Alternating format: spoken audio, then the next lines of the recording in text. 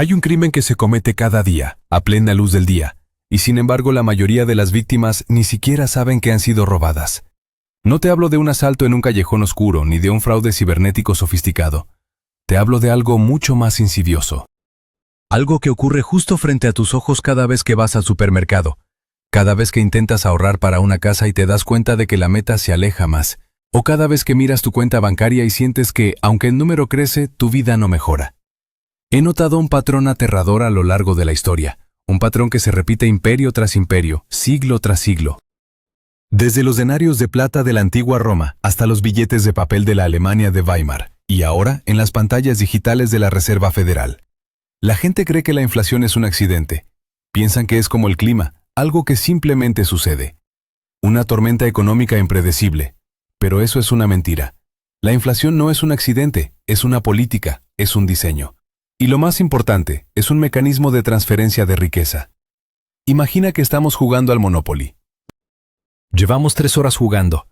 Tú has trabajado duro, has comprado tus propiedades, has cobrado tu salario cada vez que pasas por la casilla de salida. Pero de repente, yo, que soy la banca, decido tomar un rotulador y escribir un 0 extra en mis billetes. Mis billetes de 100 ahora valen 1000. Y empiezo a comprar todo lo que queda en el tablero. ¿Qué pasa con tus ahorros? ¿Qué pasa con tu estrategia? Se desmoronan. Yo no he producido nada, no he creado valor. Simplemente he cambiado las reglas matemáticas del juego a mi favor. Esto tiene un nombre. En los libros de economía modernos intentan ocultarlo bajo jerga compleja como expansión cuantitativa o política monetaria acomodaticia. Pero hace casi 300 años, un hombre brillante, un hombre que entendía los secretos oscuros del dinero mejor que nadie, le puso un nombre. Se llama el efecto Cantillon. Y si no entiendes cómo funciona este efecto, estás destinado a ser la víctima en este juego trucado. Hoy vamos a viajar al pasado para decodificar este misterio. Vamos a entender por qué los precios suben, por qué los ricos se vuelven obscenamente más ricos mientras tú trabajas más horas por menos, y cómo el dinero nuevo entra en la economía como un veneno lento que mata a la clase trabajadora. Escucha bien, esto no es teoría. Esto es la historia de tu dinero desapareciendo. Para entender el presente, tenemos que volver al siglo XVIII, específicamente a la década de 1720. Europa estaba en medio de una fiebre financiera. Y en el centro de todo estaba un hombre llamado Richard Cantillon. Cantillon no era un académico encerrado en una torre de marfil. Era un banquero, un especulador, un hombre de mundo que hizo una fortuna inmensa apostando contra la estupidez de los gobiernos. Cantillon escribió un ensayo, el Essai sur la nature du commerce en général, un texto que fue tan peligroso para el status quo que circuló clandestinamente durante décadas antes de ser publicado oficialmente. ¿Qué descubrió Cantillon que era tan revolucionario? Hasta ese momento la gente pensaba en el dinero de forma simple. Si hay más dinero en el país, los precios suben. Punto. Es la teoría cuantitativa del dinero básica. Pero Cantillon dijo, un momento, eso no es toda la verdad. Lo que importa no es solo cuánto dinero nuevo se crea, sino quién lo recibe primero. Imagina que el dinero es como la miel. Si yo vierto un tarro gigante de miel sobre una mesa, la miel no se esparce instantáneamente y de forma uniforme por toda la superficie. Número. Primero se acumula en el centro, donde cae el chorro. Allí forma una montaña pegajosa y dulce. Luego, lentamente, muy lentamente, se expande hacia los bordes. Los que están en el centro, donde cae la miel, tienen mucho. Pueden tomarla a cucharadas. Pero para cuando la miel llega a los bordes de la mesa, ya está sucia. Es una capa fina y apenas sirve para nada. El dinero funciona igual. Cuando un banco central o un gobierno imprime dinero nuevo, no lo lanza desde un helicóptero equitativamente a cada ciudadano. No aparece mágicamente $1.000.000 en la cuenta de cada enfermera, maestro, ingeniero o carpintero al mismo tiempo. No. El dinero entra por un punto específico. Entra a través del sistema bancario y financiero. Los primeros receptores del dinero nuevo son los grandes bancos comerciales, las grandes corporaciones conectadas con el Estado, los contratistas de defensa y el propio gobierno. Aquí está el truco de magia, el secreto que nadie te cuenta. Cuando estos primeros receptores obtienen el dinero, los precios en la economía aún no han subido. Piénsalo, el dinero acaba de ser creado. Nadie sabe que hay más billetes en circulación. Así que estos bancos y corporaciones toman esos millones o billones frescos y salen al mercado. Compran acciones, compran bonos, compran bienes raíces, compran empresas, compran activos reales a precios antiguos, a precios bajos. Tienen un poder de compra artificialmente inflado. Están comprando con dinero que no representa trabajo, ni ahorro, ni producción. Es dinero fiat puro, salido de la nada. Ahora, ¿qué pasa después? Ese dinero empieza a moverse. El banco le presta a una corporación. La corporación paga a un proveedor de lujo. El proveedor gasta en un coche deportivo. El dinero va fluyendo, capa por capa, alejándose del centro. Y a medida que fluye, los precios empiezan a reaccionar. La demanda artificial creada por los primeros receptores hace que el costo de las casas suba, hace que el costo de las acciones suba, y eventualmente hace que el costo de la comida y la energía suba. ¿Y quién está al final de la línea? ¿Quién está en el borde de la mesa esperando la miel? Tú, el asalariado, el pensionista, el pequeño ahorrador. Para cuando el dinero nuevo llega a tu bolsillo, tal vez en forma de un pequeño aumento de sueldo anual del 3% o un cheque de estímulo del gobierno, el daño ya está hecho. Los precios de la vivienda se han duplicado. El costo de la cesta de la compra ha subido un 20%. La gasolina está por las nubes. Has recibido el dinero después de que la inflación ha ocurrido. Los primeros receptores te han robado poder adquisitivo sin tocar tu billetera. Compraron barato y ahora te venden caro. Esa es la esencia del efecto Cantillón. Es una transferencia de riqueza invisible desde los que trabajan por dinero hacia los que están cerca de la impresora de dinero. Para ver esto en acción, no necesitamos mirar solo a Wall Street. La historia está llena de cicatrices dejadas por este fenómeno. Miremos a Roma. El Imperio Romano no cayó de un día para otro por una invasión bárbara sorpresa. Se pudrió desde adentro, económicamente. En el siglo I, el denario romano era una moneda respetable. Contenía casi 100% de plata pura. Era dinero duro. Un soldado sabía que su salario valía algo real, pero los emperadores tenían ambiciones grandes. Querían guerras, querían palacios, querían pan y circo para mantener a la plebe tranquila. Y los impuestos no eran suficientes. Entonces, ¿qué hicieron? Empezaron a hacer trampa. Nerón, y luego otros después de él, comenzaron a reducir la cantidad de plata en las monedas. Fundían los denarios, los mezclaban con metales baratos como el cobre, y acuñaban más monedas con la misma cantidad de plata. De repente, donde había 100 monedas, ahora había 120. ¿Quién recibía estas monedas nuevas y degradadas primero? El ejército y los funcionarios del gobierno. El emperador pagaba a sus legiones con este dinero nuevo. Los soldados iban a las fronteras y gastaban esas monedas. Al principio, los comerciantes en las provincias no sabían que la moneda había sido envilecida. Aceptaban el denario por su valor facial. El soldado, el primer receptor, obtenía bienes reales a cambio de dinero falso. Pero con el tiempo, el mercado siempre se da cuenta. Los comerciantes notaban que la moneda se veía diferente, que sonaba diferente al caer sobre la mesa. Y sobre todo notaban que había demasiadas monedas persiguiendo la misma cantidad de trigo y vino. Los precios se dispararon. Para el siglo III, el denario tenía menos del 5% de plata. Era basura. Los soldados exigían aumentos constantes solo para sobrevivir. La clase media romana fue aniquilada. Los únicos que prosperaron fueron aquellos cercanos al emperador y los que tenían activos tangibles, tierras enormes, que subían de precio a la par de la devaluación. El ciudadano común, que cobraba en moneda y ahorraba en moneda, perdió todo. Roma nos enseña que la inflación es un impuesto no legislado. Nadie votó para que le quitaran sus ahorros. Simplemente sucedió porque el Estado necesitaba gastar más de lo que tenía. Avancemos en el tiempo. Vayamos al ejemplo más dramático y doloroso. La República de Weimar, Alemania, años 1920. Todos hemos visto las fotos. Niños jugando con pilas de billetes como si fueran bloques de construcción. Hombres llevando carretillas llenas de marcos alemanes solo para comprar una barra de pan. Pero lo que las fotos no te cuentan es el proceso. No sucedió de la noche a la mañana. Fue un efecto Cantillón acelerado al máximo. El gobierno alemán, agobiado por las deudas de guerra, comenzó a imprimir para pagar sus obligaciones y para mantener a los trabajadores en huelga en el Ruhr. Los grandes industriales de Alemania, hombres como Hugo Stinnes, entendieron el juego perfectamente. Stinnes fue el rey de la inflación. ¿Qué hizo Stinnes? Él tenía acceso al crédito bancario. Tomaba préstamos masivos en marcos alemanes del Banco Central. Con ese dinero fresco compraba minas, fábricas, barcos, periódicos, compraba activos reales. Luego esperaba. La inflación devoraba el valor del marco. Unos meses después, Stines devolvía el préstamo al banco.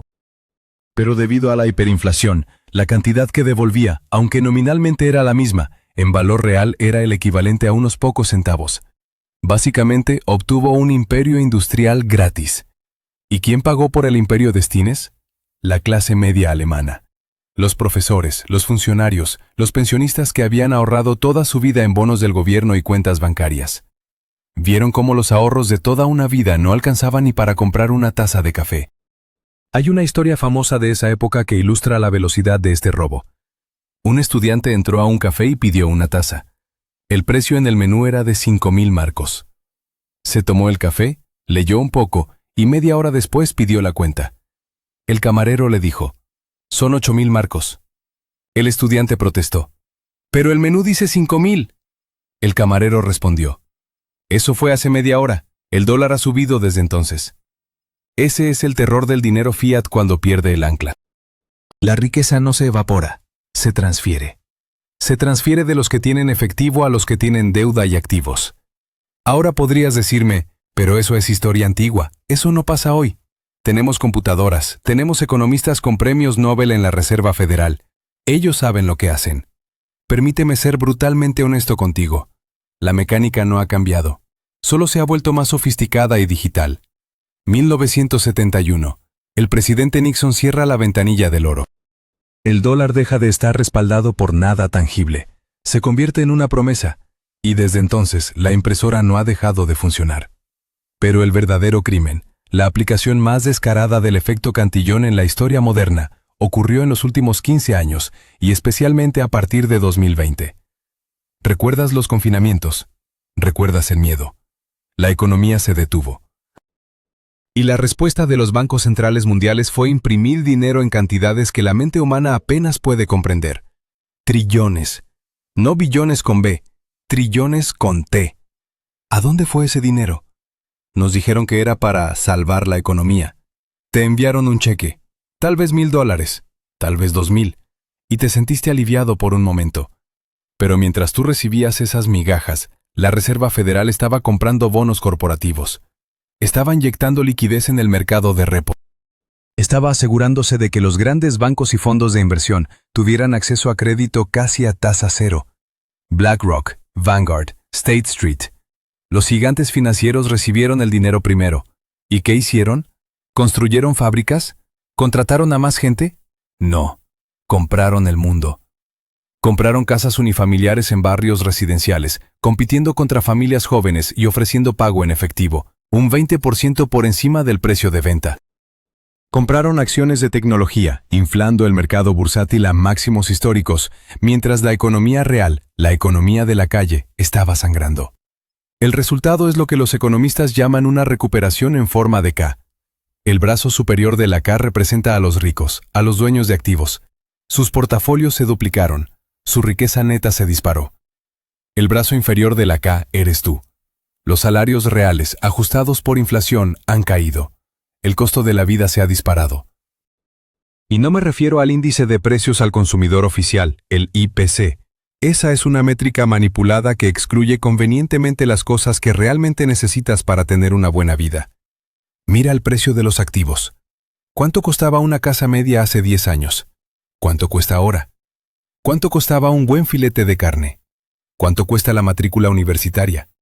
Esa es la verdadera inflación. Y es la prueba del efecto Cantillon. El dinero nuevo fluyó hacia los activos, haciéndolos inalcanzables para quien no los tenía ya. Es un sistema feudal moderno. Pero en lugar de señores y siervos en la tierra, tenemos acreedores y deudores. Tenemos a los que están cerca de la impresora y a los que están lejos. Es irónico, ¿verdad? Trabajamos más duro que nunca. Tenemos más tecnología que nunca. Deberíamos estar viviendo en una era de abundancia y precios bajos. La tecnología es deflacionaria por naturaleza. Hace que las cosas sean más baratas y eficientes, y sin embargo, la vida se siente cada vez más cara. Eso es porque el sistema monetario está robando las ganancias de productividad que la tecnología nos regala. Cada vez que el costo de producción baja gracias a una innovación, el Banco Central imprime dinero para mantener los precios estables o subiendo al 2% anual. Nos dicen que un poco de inflación es buena, que es necesaria. Mentira. La inflación es un impuesto oculto que beneficia al deudor más grande del mundo, el Estado. El gobierno tiene deudas impagables, 35 trillones de dólares en Estados Unidos, cifras similares en Europa. No pueden pagar esa deuda con impuestos reales. Si subieran los impuestos al nivel necesario para pagar la deuda, habría una revolución mañana mismo. Así que eligen la vía silenciosa. Imprimen, devalúan la moneda, pagan la deuda vieja con dinero nuevo que vale menos. Ellos incumplen sus promesas lentamente, y tú pagas la factura cada vez que vas al supermercado. Entonces, ¿cuál es la lección aquí? ¿Debemos sentarnos y llorar? ¿Debemos aceptar que seremos siervos financieros para siempre? Absolutamente no. La historia no solo nos muestra el problema, también nos muestra la salida. Durante la caída de Roma, hubo gente que sobrevivió y prosperó. Durante Weimar, hubo gente que mantuvo su riqueza. ¿Cómo lo hicieron? Entendieron que el dinero fiat, el dinero decretado por el Estado, es una herramienta política, no un almacén de valor. Entendieron que no debían ahorrar en la moneda que el gobierno puede imprimir hasta el infinito. Se refugiaron en activos duros, cosas que el gobierno no puede imprimir. El oro ha sido el refugio clásico durante 5000 años. Una onza de oro en la antigua Roma compraba una buena toga y un buen par de sandalias. Hoy, una onza de oro te compra un buen traje y unos buenos zapatos. Ha conservado su valor a través del colapso de imperios y monedas. No te ha hecho rico mágicamente, pero ha impedido que te vuelvas pobre. Los bienes raíces, la tierra productiva. Nadie está haciendo más tierra. Mark Twain lo dijo mejor. Compra tierra, ya no la fabrican. Y en el siglo XXI tenemos una nueva variable en la ecuación, algo que Richard Cantillon no pudo prever, pero que probablemente habría amado. Bitcoin. No estoy aquí para decirte qué comprar, no soy tu asesor financiero, pero como historiador, veo la estructura de Bitcoin y veo la antítesis del sistema actual. Un sistema donde la oferta es fija, 21 millones, ni uno más. Nadie puede imprimir más Bitcoins para financiar una guerra o para rescatar a un banco fallido. Es un sistema donde no hay efecto Cantillon porque no hay un centro. No hay un primer receptor privilegiado. La emisión es matemática y predecible. Es la primera vez en la historia que tenemos una herramienta para optar por salir del sistema de dinero corruptible. El sistema actual está diseñado para que pierdas si juegas según las reglas antiguas. Si ahorras en efectivo, pierdes. Si confías en que tu salario subirá al ritmo de la impresión de dinero, pierdes. El efecto Cantillon es una fuerza de gravedad. Atrae la riqueza hacia arriba, hacia la cúspide de la pirámide. No puedes detener la impresora. No puedes detener a la Reserva Federal ni al Banco Central Europeo. Tienen el poder, tienen la ley y tienen la voluntad de seguir imprimiendo hasta que el sistema se rompa, porque es la única herramienta que les queda. Pero puedes construir tu propia arca. Puedes dejar de medir tu riqueza en papeles de colores que ellos controlan. Puedes empezar a medir tu riqueza en onzas, en metros cuadrados, en satoshis, en cosas reales. La educación es tu defensa. Ahora que sabes que el juego está trucado, ahora que sabes que la inflación no es un accidente sino un robo, tienes la responsabilidad de actuar. No te quedes en el borde de la mesa esperando las obras de miel que ya están sucias. Busca la manera de acercarte al origen del valor, o salte de la mesa por completo. La historia es cíclica. Lo que pasó en Roma, lo que pasó en Francia, lo que pasó en Weimar, está rimando con lo que pasa hoy. Los nombres cambian, las tecnologías cambian, pero la avaricia humana y la corrupción del dinero son constantes. No seas la víctima de esta historia, sé el que la entendió a tiempo.